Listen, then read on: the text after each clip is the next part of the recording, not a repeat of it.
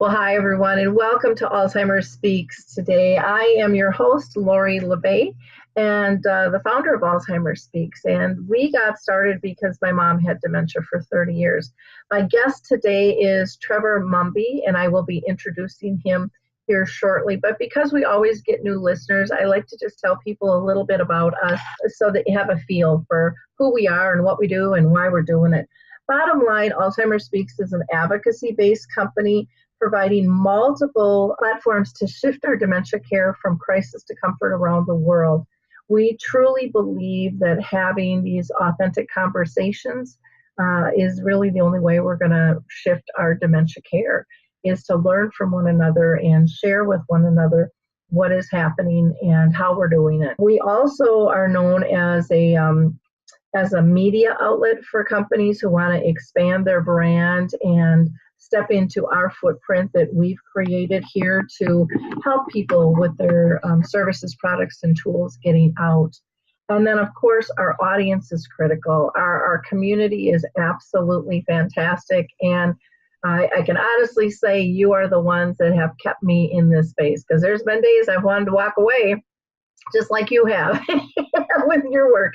And it's through this sense of community that's really fueled me to kind of keep my fight going and keep this disruption of our dementia care moving forward. And so I want to thank all of you. Because of our community, we have been recognized by 3 huge names. And again, we share that with you because we surely didn't do it alone. We don't even have a marketing budget per se. Oprah Winfrey recognized us in 2018 as a health hero, one of 14 people she picked. So just a huge, huge honor. In 2016, Maria Shriver recognized us as an architect of change for humanity. And then in 2012, Dr. Oz named us the #1 influencer online for Alzheimer's. And again, that's not us. That is all of us working together. And that's the brilliance, I think, of collaboration and authenticity, is just people sharing and really coming together to improve for the greater good. So thank you so much. I also want to give a shout out to a couple of organizations. One is Maria Shriver's Women's Alzheimer's Movement. She has an event annually called Move for the Minds that's coming up in June. She's going to be in several different cities, but they do exercise, they have a panel and sponsors, and it's very educational, very fun. So check that out. Go to the womensalzheimersmovement.org. Another one that I want to give a shout out to is the Memory Cafe Directory. And that is for the U.S. MemoryCafeDirectory.com is supported by Calendar Cards, which is a memory system. And they do this for free. So if you have a memory cafe, you can get entered into it for free. If you are looking for one, again, just to see if there's one in your area, go to MemoryCafeDirectory.com. If you're looking for one outside the U.S., feel free to go to my website, AlzheimerSpeaks.com. Go to our projects and initiatives page, and there you'll see a tab for memory and Alzheimer's cafes, and it will list the directory for the Europeans as well. So let's get talking with Trevor. I am so excited to have this man on the show. We tried years ago to do this, and it just didn't work. And 2018 is our lucky year to have him with us. Trevor, just as a little background for you, Trevor's first experience in dealing with Alzheimer's came through visiting a farmer in a nursing home on a regular basis about 60 years ago. And that experience set him off on a lifetime of learning and caring for all forms of mental illness. And he now owns an organization called Mumby's Home Care Support, where he employs 90 carers, and in the U.S. that means caregiver, care companion, care partner, who actually live in with their clients. All of his staff are expected to live with different types of elderly conditions so that they get well-rounded, yet they tend to really specialize in dementia clients. Trevor and his wife, Ann, have been doing this work for the past 25 years. So he gets it, he understands it, and he and Ann have a training program which includes teaching people behavioral skills that are needed to make life easier for their very special clients. And more importantly, their relatives as well, because all of this stuff is transferable and it affects all of us. So like I said, I am so honored to have him with us today because his books are fabulous. You're going to just adore his personality. So welcome, Trevor. How are you doing today? I'm good, thanks. Hi, thanks very much for inviting me. Well, I appreciate you being here. Trevor's over in the UK, and I'm in the US, so we had to figure out the old schedule business there for a while. So again, really appreciate you being with us. One of the questions I always ask everybody, though, before we kind of dive into you specifically is, have you been touched personally by dementia with family or friends? No, I haven't. No. That is amazing. That is very rare, and I thank you for your honesty. But you're making up for that one in spades with the work that you're doing. Oh heck! Can you explain to our audience what brought you in? What drew you into this field? I know in my intro I mentioned that you had done a lot of visiting with a farmer in a nursing home, but something there had to have just sparked your interest to say, I need to know more. I got to make a difference. Yeah, I know what you mean. It's fascinating that question should come up now, this last couple of weeks, because I've had to answer it for a research project that we're doing in Australia. And the answer to it was visiting this place was actually, the problem was watching the staff and the patients interact with each other and recognizing there was no real understanding going on, that I was witnessing, I thought was bullying, ignoring, really treating people quite badly. I thought that really hurt me. And I thought, well, that's not good. And I still feel that today. That's been with me all my life. I think people who are experiencing emotional problems deserve a really cool approach. They deserve an intelligent, informed, loving approach. And that first experience, when I was only 20 at the time, hurt me. It did. And I know it's still with me. I hate it when I see especially elderly people with dementia being ill-treated in ways which are so easy to avoid. You think, well, why are they doing these things to their own loved ones or to their clients? So that's what it's about. It's trying to help people avoid hurting each other, especially if they've got demented or elderly people who are just going through a dementia stage. And that's what it's about for me. Well, I love that you felt that pain and that it moved you to make a difference, because I truly think it's one of those, you can't get through the pain if you don't move, if you don't take action to move through it. And you think of the pain you felt and you were observing, versus the person with dementia, how, or an elderly person as a whole, how were they feeling? Being around that 24/7. It's a huge impact. And I think it's one of those things that a lot of us just will push to the side, and it's like, well, once I leave, I don't have to look at that. It's not my business. I can't make change. It's up to somebody else. But you said, I can make a difference. I can. And I think that's an important statement for everyone to really take into play, that we all have the power of one to improve not only our lives but others. Yeah. So, and I think the other thing that we were talking earlier, and I think the other thing that strikes me about you, and we have it in common, is that it is up to us individually to make the change. Yeah. If we let it happen, they teach us how to improve our way of life. Yeah. It's the reciprocal nature of the deal you've got with people that makes it really valuable, makes it really important. Yeah. So I get much more out of working with people with dementia and elderly people. I get much more than they get out of me, I'm sure. Mhm. Yeah, I feel the same way. What Trevor's referring to is prior to this recording, we were talking, and I made the comment. My mom had dementia for 30 years, and that her disease, I feel, is the biggest gift I'll ever receive in my life. She taught me so many things, but you have to slow down and pay attention, and you have to be willing to learn.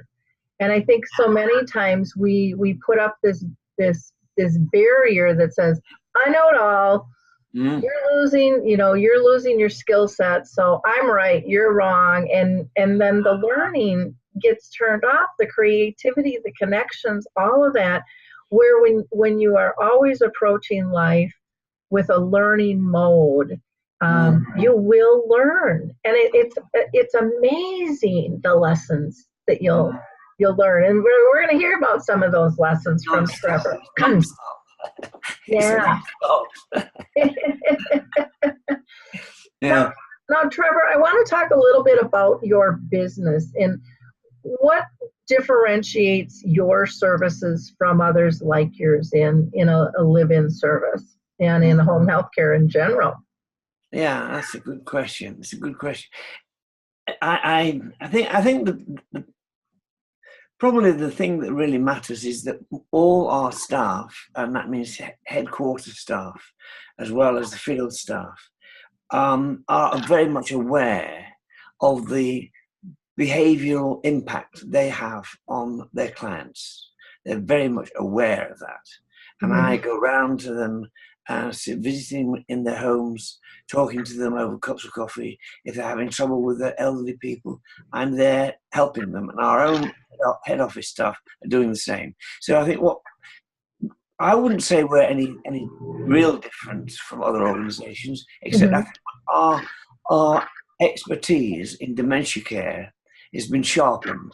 I think it's probably a lot sharper than a lot of other organisations, although I'm not criticising.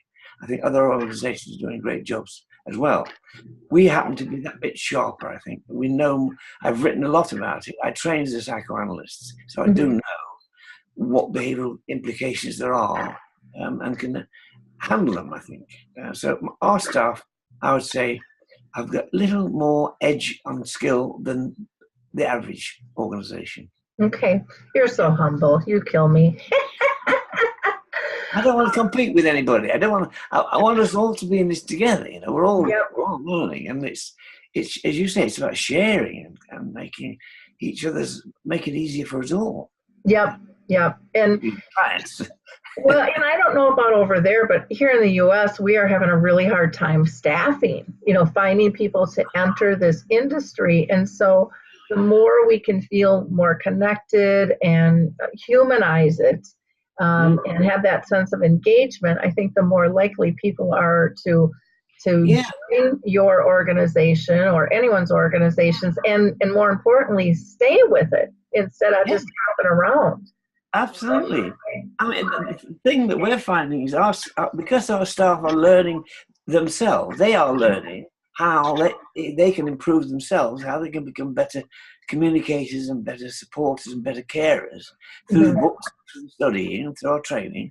They're getting a lot out of life for themselves out of this business. I think that's a big issue. A lot of organisations don't give back what the staff deserve, and I think your staff need to feel enriched through the work they're doing. And that does happen. They'll tell me, they'll ring me and say, Trevor, it's amazing. I've got Dave to move. He's different now. He's not as aggressive as he was. There's a lot happening, particularly with relatives as well.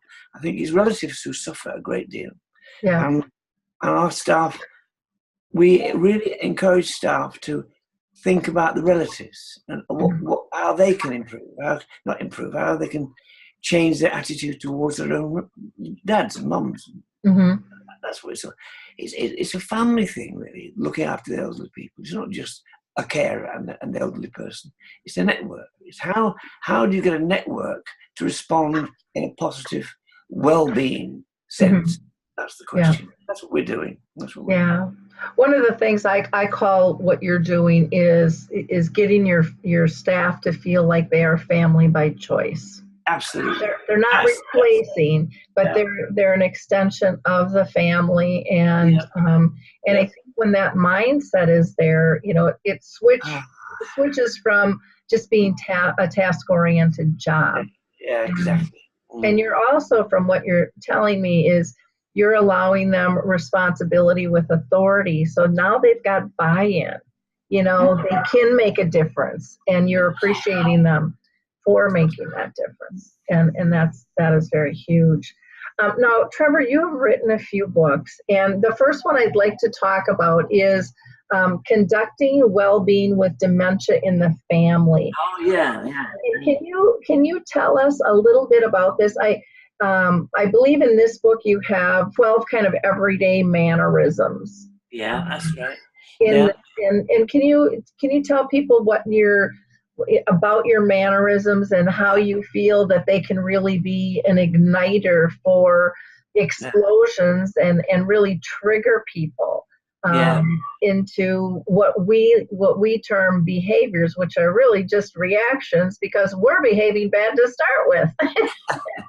That's the thing. I as I say, I've been doing this, working with behavior and the behavior problems for over 60 years, and I've worked in a whole range of organizations as well as private practice. I've worked in multinational corporations, so I've seen behavior as almost an unbelievable stretch from the top of a corporate of an organization to an old man in a farmhouse. That's the spectrum. And what I've seen, it's got clearly now these 12 things in the book, and that's what I'm talking about. And the things that we all see, like how often do we interrupt each other? And I think, let go back before. If you look at dementia as a problem for elderly people, or just look at elderly people losing their sense of well-being, beginning to feel as though they might be going insane, they might be going crazy. They don't know, but they feel it. It's a fear that they have. They're walking on thin ice. It's almost, am I going crazy? Excuse my language. That's the book. That's the bottom line. The elderly people begin to feel they're losing it. They begin to feel they're losing it.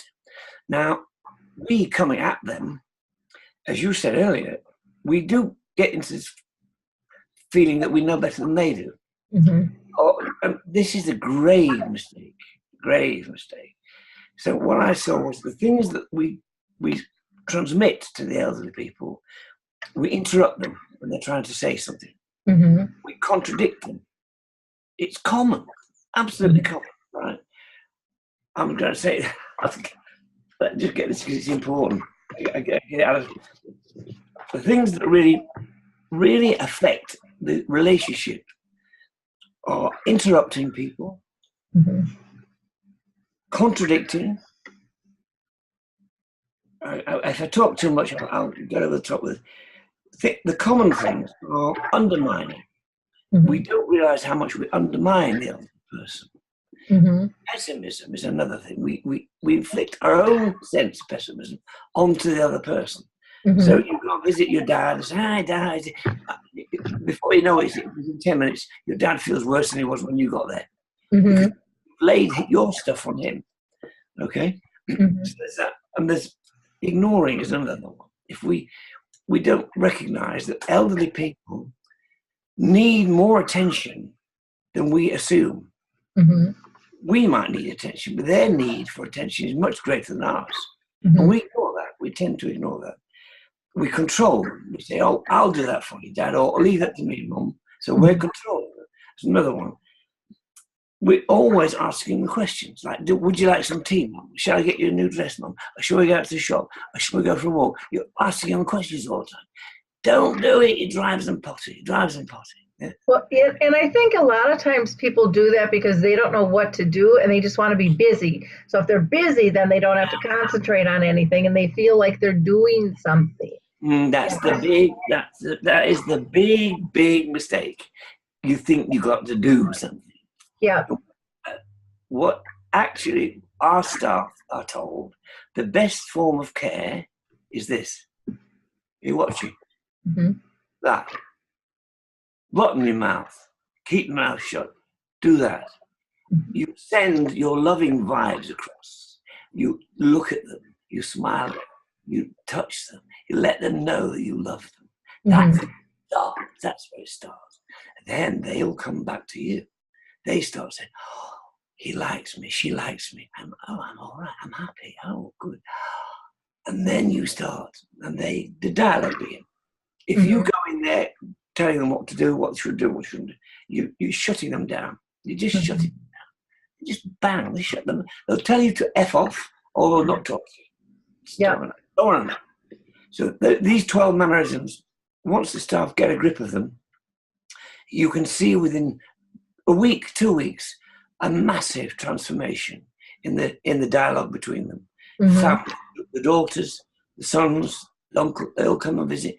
What have you done to David? What have you done to Mum? Mum's a different woman.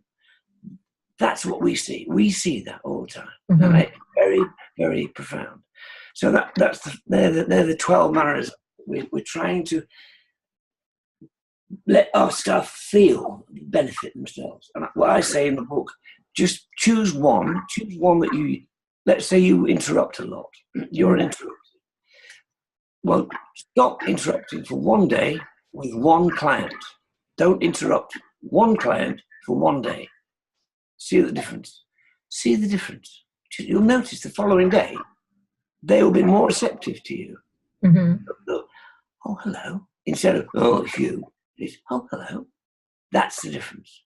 And all of the 12 have that effect. Gradually, things like they won't take their pills. Excuse my voice. And you'll say, have you taken your pills? Have you taken? That's the nursing attitude. Is I'm sure his underpants are clean. All that stuff. That's the wrong way around. The other way around is, oh, I've changed my underpants today, nurse. Oh, I changed them myself. Or I've taken my pills. They are relating back to you what they're doing. Because you're not undermining them. You're not undermining them. You're not interrupting. You're not contradicting. You're letting them be. And you're expressing your love for them. And it just changes the dynamic completely. Well, so you're preserving their independence, which allows them to assert themselves versus being told in all of these different ways that they're not able to. That's right. You're enabling. So what I would what I call your 12 things that you've identified here is I categorize it as consciously caring. And it's amazing when we are aware of what we're actually doing, because none of us like to be around someone who's opinionated and don't let us get a word in edgewise. Nobody likes to be interrupted. Nobody wants to be provoked. Nobody wants to be contradicted. No one wants someone yelling at them and talking loudly or undermining who they are or what they're doing, or being pessimistic or ignoring us or controlling us or being pelted by all those questions. All of those things apply to everyone. And that's, I think, one of the biggest lessons I learned about dementia is what's good for dementia is good for everybody. Absolutely. And that's why the second book came out, Laura. The second book was Stop Throwing Hand Grenades, and that was for normal people, for every day. And it's the same as you say. It's exactly that.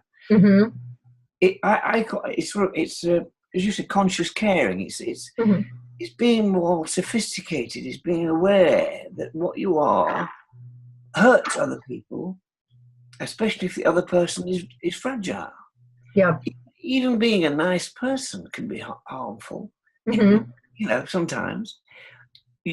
You want to care for the person. Hello, nice to see you. And you start asking questions. You start imposing your being on them, and then just back off. And that's even when you're trying. So it's my staff. If I have any problems with any of our staff, I'll go and see them in the house. I'll go sit with them and say, "What are you doing?" And within minutes, I can see that the staff member is actually doing something like I've got here, like irritating or provoking. They don't know they're doing it, but they are. Yeah. Even by the way they dress sometimes, even by the expressions on their face, even the sound of the voice. Those things that we take for granted are harmful and hurt people who are suffering with dementia. Yeah. Actually puts them down, makes them feel worse. And I can tell within minutes of being in a house, and so can you, I know. You can see the dynamic between the carer and the client. That's where it all happens. Dynamic. And if you get that right, you are creating well-being. You're giving the person a sense of, oh, I'm okay. I can think for myself. I can do things. I'm not completely bonkers, you know. Well, one of the things that I like that you mentioned was that even when someone means well, and they might be saying the right words, but it's our tone of voice and it's the pace. They might not be able to keep up with our pace, and so now that turns into an irritation because they can't process it, or they feel like they're being patronized, and because they have this sometimes, I think, nervous energy, and they think that they have to do it different, and it's like, no, they're just a normal human being.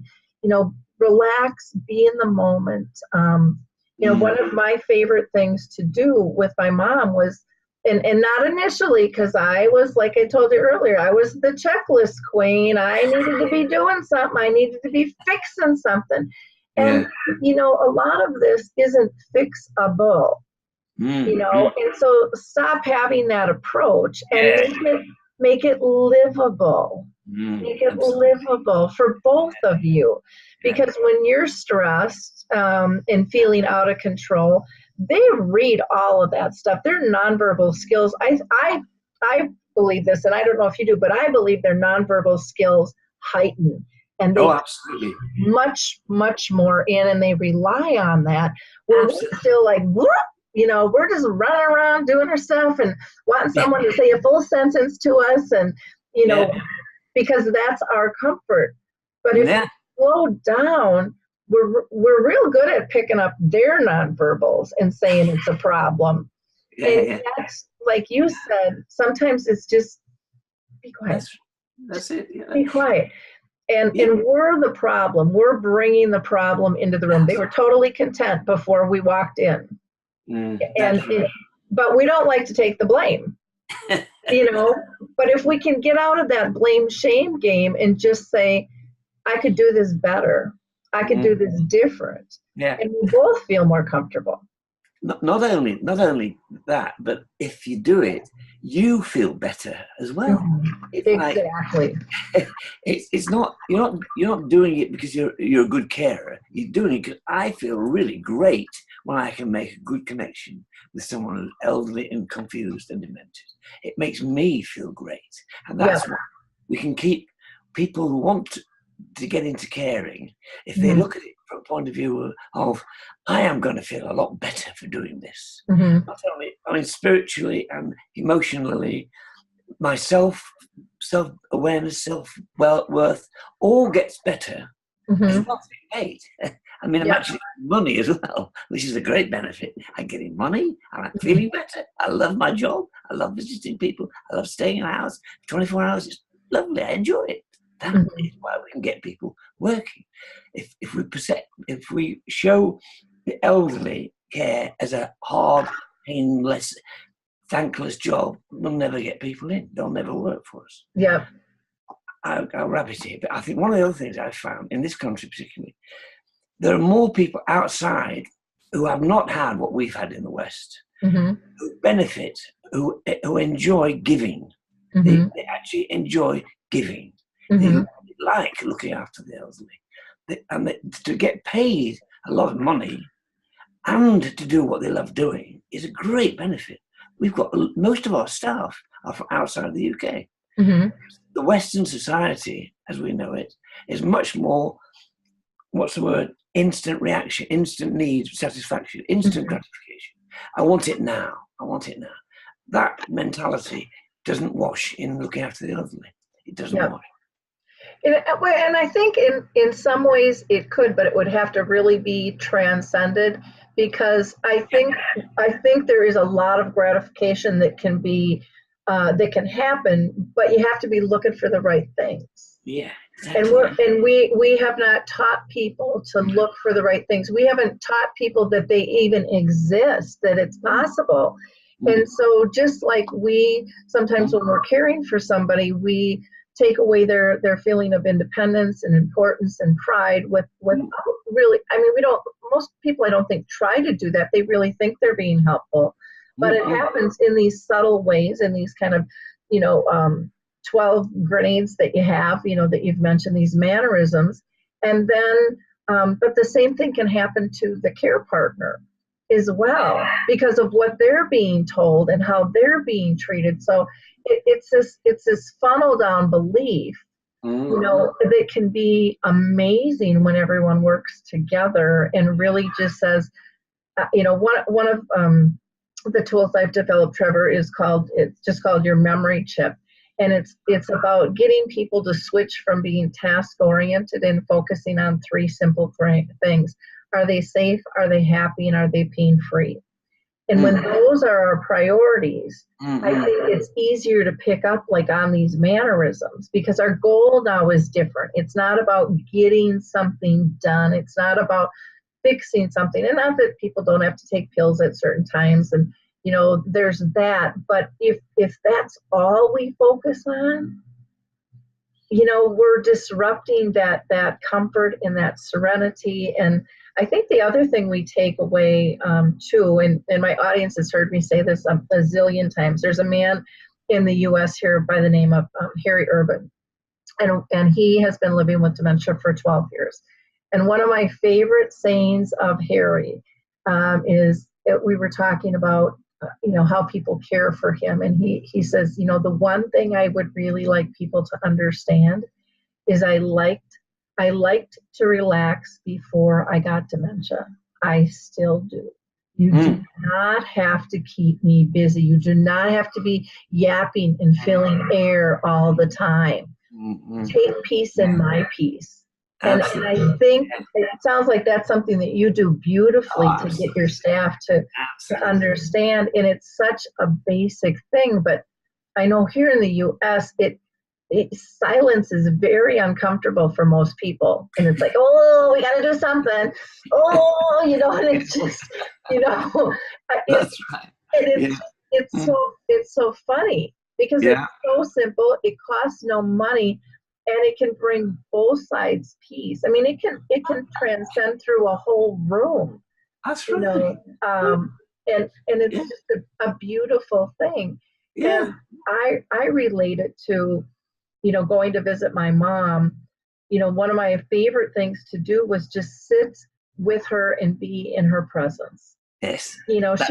She was my security blanket and I was hers. Yes. And we didn't have to say anything, but getting people to understand how many times do you want to just be in someone's presence, and nothing has to be done. Absolutely. But and I think when we get people again to consciously think about that, then it's like, oh, that does make sense. Nice. I like this. Yeah. So it's kind of getting people off the ledge of always having to be driven, and doing. Yeah.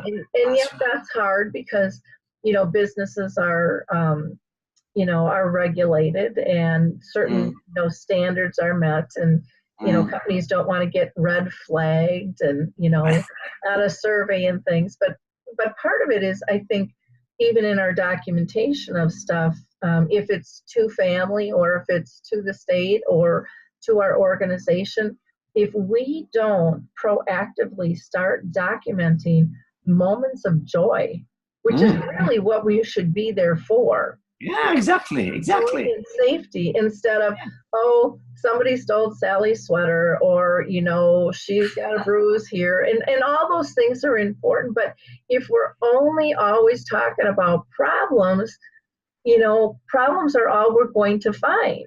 And that's what we're looking for.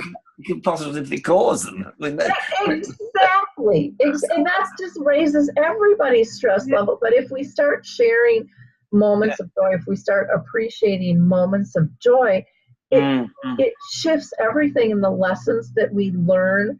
And I love how you mentioned, you feel like you get so much more than you receive, in this. And I feel the same way, it's just, but you have to allow yourself to be in that space. Yeah, you have to believe that it's possible. So, like you said, just test it for a day. Just see what happens. On anybody. You don't have to just test it on your wife or test it on your girlfriend. Just test any one of them on one person. Say, I've got literally hundreds of cases, where I've said to her, on marriage work, on family work, and work with families. So just all I want you to do is not contradict for one day. Yeah. Transformation almost overnight. I had no idea I was doing that. I had no idea I was making Dad feel so bad. Well, you know yourself. You talk to a wife who is doing her very, very best, but never stops nagging, questioning, interrupting, controlling, all these things. You stop her in her tracks and say, and I'll tell you, just hold her hand and say, I want you to do something for me. I want you not to contradict for one day. Please, will you do that for me? Oh, okay. Do I contradict? Not much, but a little bit. You do a little bit. Okay. Instant change. Not her, but her family, and in the husband who's a sufferer. Yeah. So once they get the catch, there's a catch. Do it. Just one. Do it. Just one. One person. It moves in that dynamic. That's what's so exciting. And don't you think it's about leading by example too? Because then when people see that transformation, they're like, oh, I could do that too. I didn't know I was doing it. Because then you start having, and it's not about the shame or blame, and people feel better and go, gosh, I just did this and I can't believe the impact. It gets other people thinking about making that change. And so, if you can take that edge off between the two of you, even if it doesn't happen very often, just that little snippet, that little snap, and you multiply that, it's amazing. It's astonishing. In the last book I've just finished, one of the things I've raised is the notion of a chain reaction. Because exactly what you're saying. If you get a group of staff together, which we do for training purposes, and I trained as a group analyst as well in London, when you start getting the staff to not interrupt when they're in a group training program, and you let them see that they're not doing things, like they're not contradicting, the chain reaction, as your point is, that they all realize how much they are doing it, and they all learn to observe how other people are doing it. So they then begin to say, if I don't interrupt there, we'll have a conversation.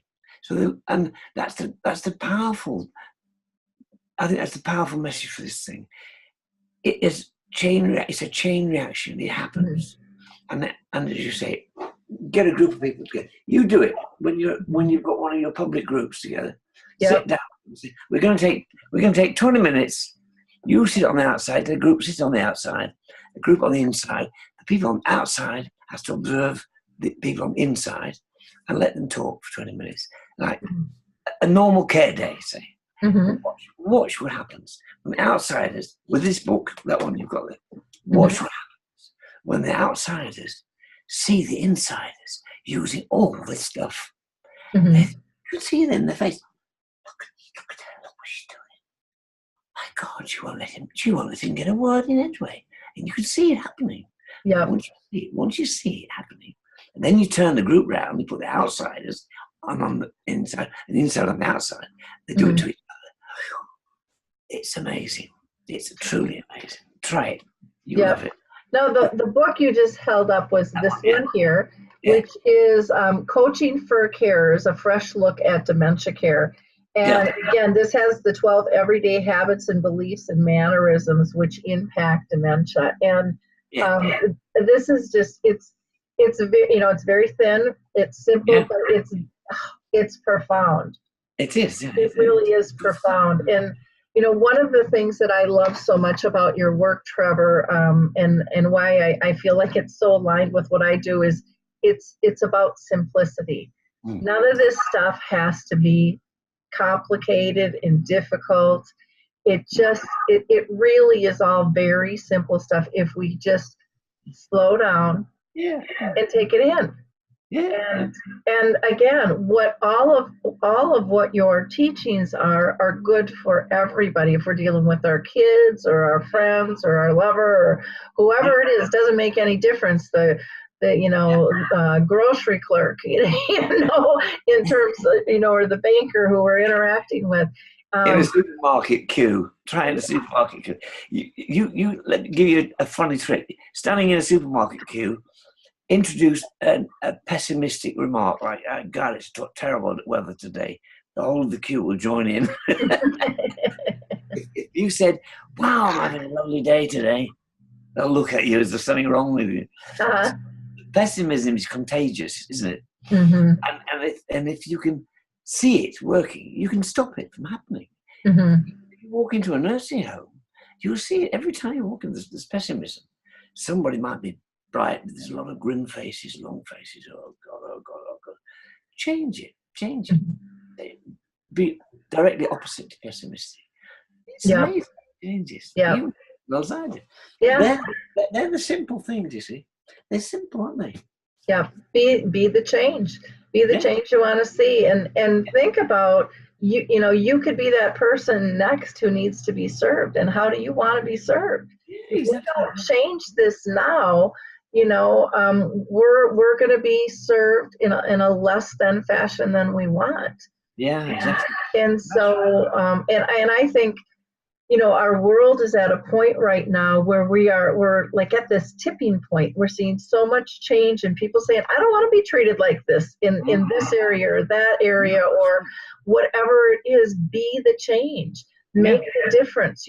Go buy Trevor's books and look at these simple remedies for really difficult situations that can be changed. I mean, everything you're doing in the way you present it is really about culture change. It's about getting us to believe that it can be different.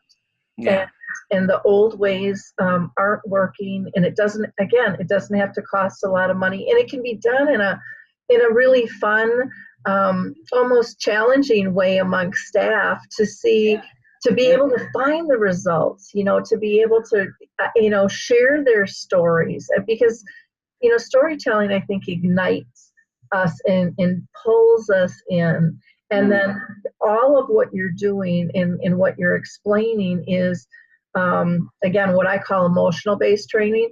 It's about getting people not just to memorize and get the logistics of stuff, but it's about to feel the impact, feel the change. Yeah, that's right.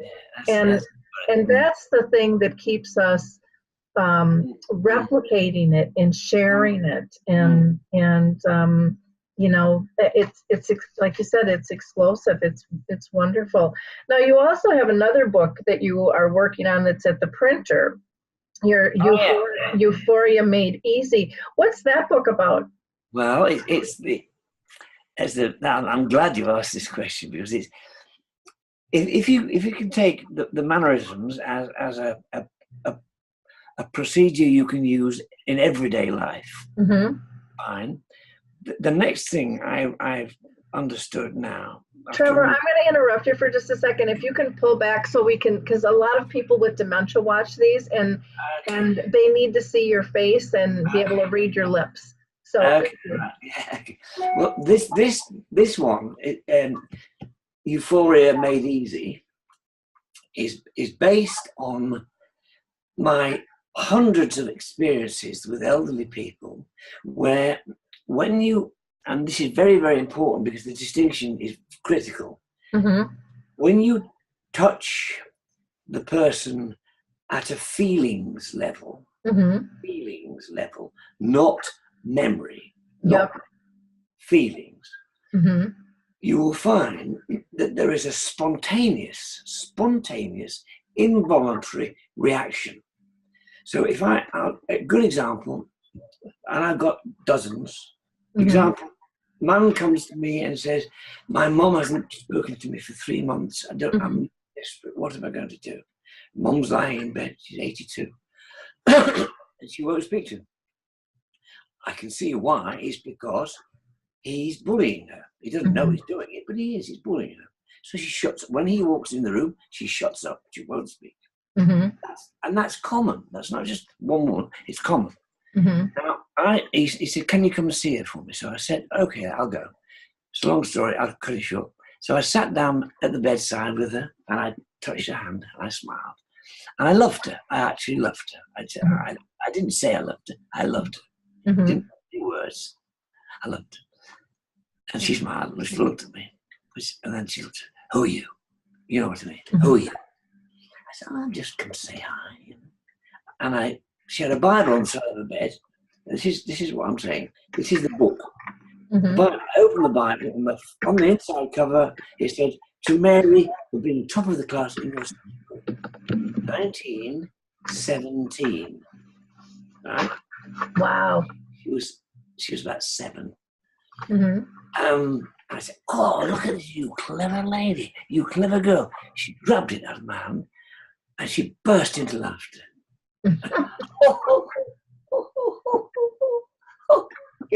She turned over the page. She read texts from different parts of the Bible.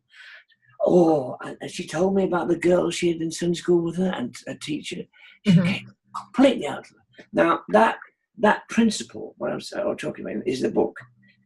What we did there, what happened was she touched something that had been recorded in her, and this sounds really weird, but at a cellular level, right down inside, deep inside a memory, not just in the memory banks. Because what it did, it triggered off a completely physical, spontaneous, blissful experience. That's what it did. And I've done that hundreds of times, hundreds. What I'm saying is, if you can touch not only these 12 mannerisms, but if you can begin to see there are memories tucked away, not memories, feelings tucked away inside the people they know, places, possessions, and pastimes. Those 4 P's, it's in the book. If you can explore them, not necessarily directly, you see pictures on the wall of a place, a city, and you say, oh, they don't know it. I was in Salzburg last week, Mary. Were you? Yeah, I was in Salzburg. And the spontaneous thing comes again. I was there with my husband. And you're witnessing the re-enablement of a feeling. That's what I'm saying. That euphoria is right down inside us at the cellular level. It's not just here. It's all the way down. And if you touch it by people, pastimes, pleasures, pastimes, possessions, places, people, pastimes, and possessions. That's 4. Just explore them. Don't ask questions. Don't ask me. Just say, one of my favourite hobbies was fishing. I used to love. I used to go fishing. You've got instantly. The next time you go in, you can stick it on the fridge. You can say fishing. So everybody visits fishing. Take a magazine, take a fishing reel, anything. You've got them back into present time well-being. They're well-being. Good. They're good. And that can happen every time you go into the room. Every time. One woman, she's telling me, she was a little girl, and her mum used to take her in the garden during the summer to help her prune the roses. She's about 90 now. She can't move. Favorite thing I say, I take a secateurs with me. You know the roses you cut roses. I take the hand, take it with my hand. So I've just been doing this. Oh, have you? Oh, and she'll come right back to when she was 8, 9 years old. Oh, we had some lovely times, my mum and I, and the neighbours used to come round and a lovely flower. I can still smell them. And she's telling me, 70 years ago, reliving the realities of that moment. Now, that is what I think we're really doing a great job when we can get that working, when we can get that euphoria re-stimulated. Yep. Not through forming, not through going to their memory banks. That's not what we do. It's going to their feelings. Yep. You touch feelings, people they love, people when they were even before they were married, a long time. I remember I used to have a friend called Cynthia, and he used to have a good conversation, and she might just have had a friend called Cynthia, because you know she had a friend. Oh, did you? I had a friend called Cynthia. Oh, up it comes. Up it comes. So that's what I'm saying. That's the other point of the book. It's the two things. It's what I call this distinguished conversation, where you're distinguishing how you speak. You don't just rap it. You don't rap it. You use and re-stimulating those deep sense of well-being. And they're always spontaneous. Always. If they're not spontaneous, they're not real. They're memorized. They've got to be. That's how it happens. Well, because they can differentiate if we're being authentic or not. Absolutely. Or if it's the point you made earlier about their intuitive, that I think people with dementia are more highly intuitive than people who are blind and people who are deaf. I really do. I think they sense whether you're with them or not. They know. And they'll ignore you or they'll tell you to F off. They know. And that's where the skill and the excitement comes. With them, you not only can be with them, but you can get them to touch those beautiful moments in their lives. 60 years. And there's an endless number of places, endless number. Well, it pops up in such different, it just pops up all over. I'll never forget a time my mom was at the nursing home, and they had this picnic, and they had corn on the cob. And I said, "Oh, Mom, do you want me, here I am disabling, do you want me to cut the corn off the cob?" Because my mom has chipped and broken teeth. She looked at me like I was a Fruit Loop. Are you kidding? No, I don't need that cut off, And so I gave her the corn on the cob, and she picked that up and she sucked and she nibbled. And I remember watching her going, she is so peaceful. She is so happy. I mean, it just radiated from her. And it's like, I want what she's having, because she is, I don't know if she was at the state fair as a child. I don't know what it was, but the taste, the texture, it brought her to some other place. And she just had this huge smile on her face, and she was so peaceful, and she was enjoying that to no end. And here I was going to let me just cut it all off. Let me just take all that fun away, that, you're not going to have the butter dripping down your hands. You're not going to, have, but that's half the fun of it all, if we let ourselves have the fun. Yeah, absolutely. Turn into adults and we have all these rules and everything has to be neat and tidy and pretty. And that's not where the fun lies. Yeah. That's a beautiful, beautiful example of what I mean. That's a perfect example. And once you discovered that, you can use that corn on the cob episode every day if you want, or every other day. You doesn't have to eat it. You just have to say, "I'm going to get you a corn on the cob tomorrow." "Oh, yeah, that'll be nice." And they're automatically up again. They're experiencing what they experienced when they first experienced that moment. It's the memorized moment of bliss that we have in here, stored in us. Bring it back again. Bring it back again. Yeah, it works every time. Yeah. I'm gonna share a story with you, because I think it'll align with what we're talking about. I call it as the cookie crumbles. And it's about that multi-sensory engagement, which I think is really important. And again, I think that as organizations and lawsuits in the states have arisen, people don't use all of their multi-senses to engage. Well, my mom was at this picnic. My daughter, who at the time was 18, was with her. And they were at the nursing home. They were coming around, the grills were wafting and it smelled great. And they had music going. It was a beautiful sunny day. And they kept coming around with food. And my mom normally loves to eat. And this day she wasn't eating. And I was bringing other residents out in their wheelchairs and stuff. And my daughter was with my mom. And there's probably 100 people out on this patio. but I can see something's kind of off with my daughter, and I'm seeing that my mom's not taking the food.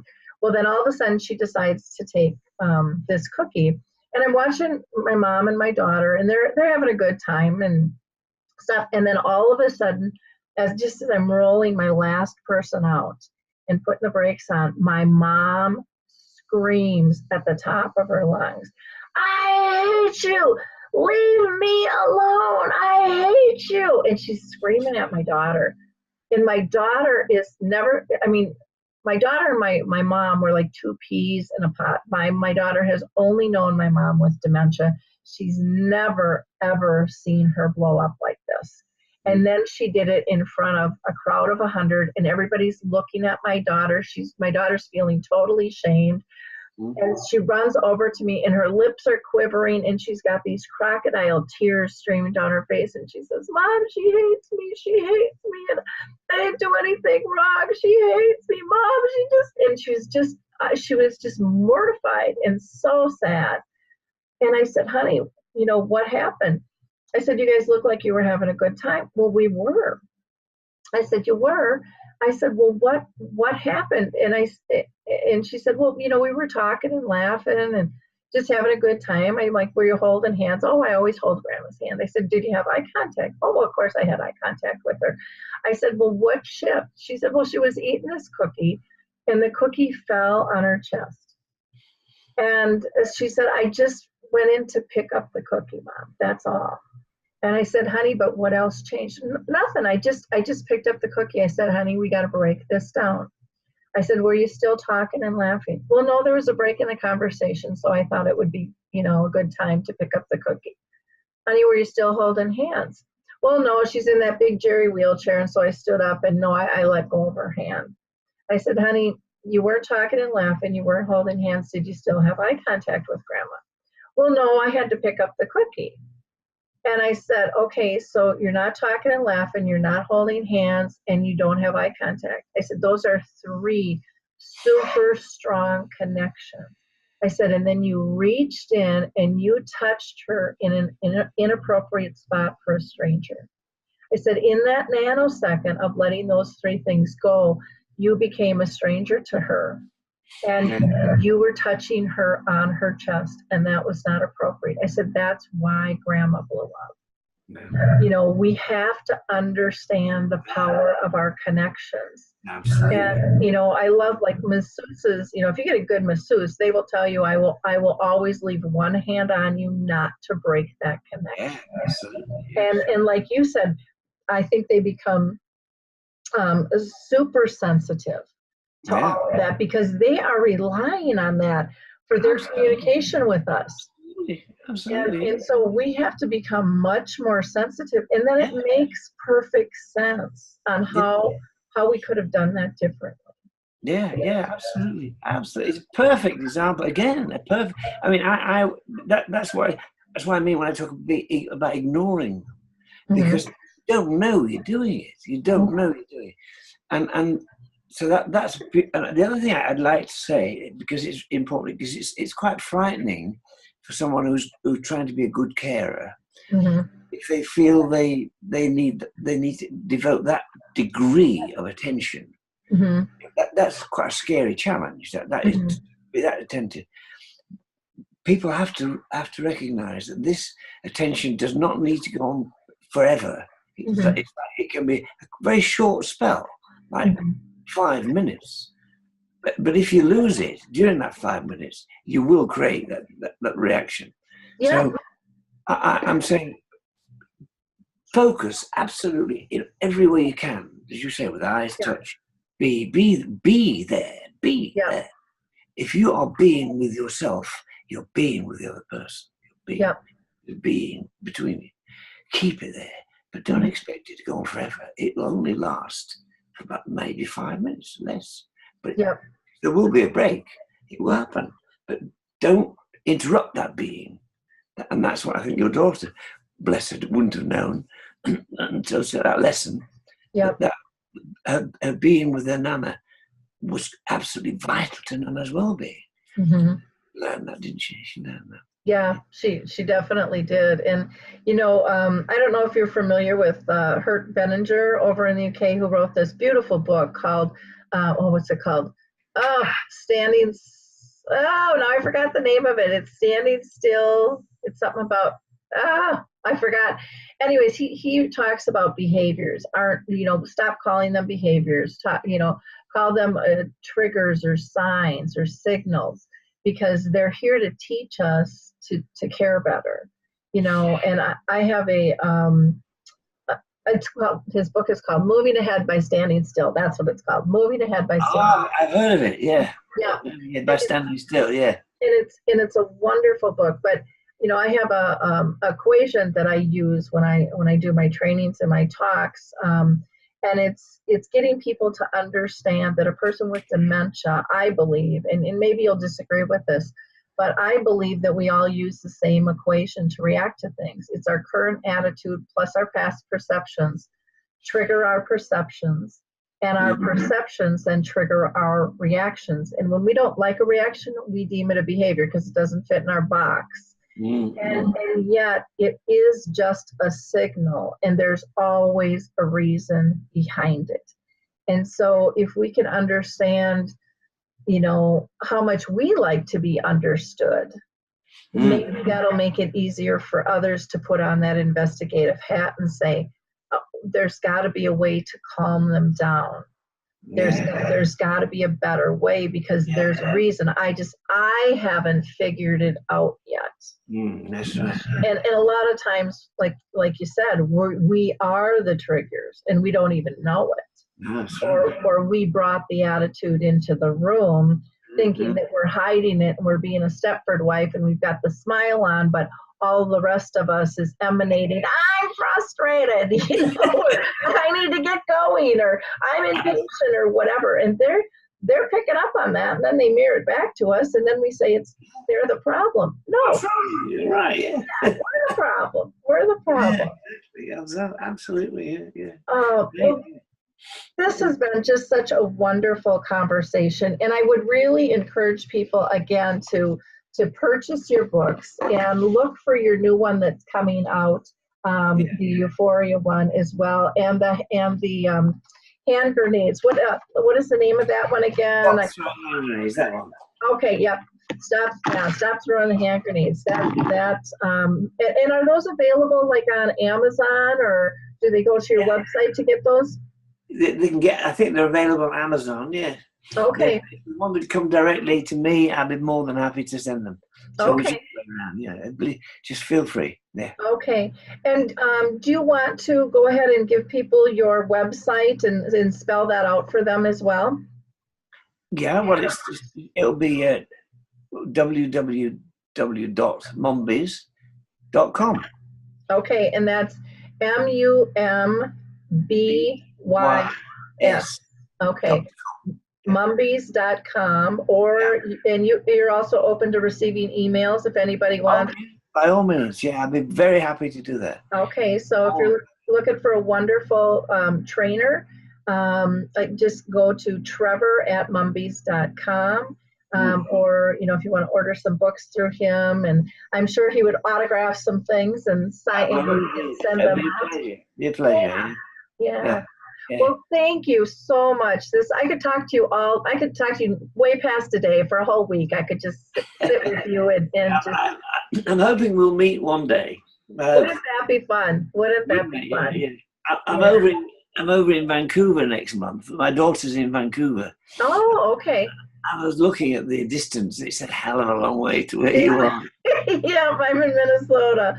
Yeah, I wish I was out that way. But I'm not right now. So, but one of these days, maybe we'll make something happen. Okay.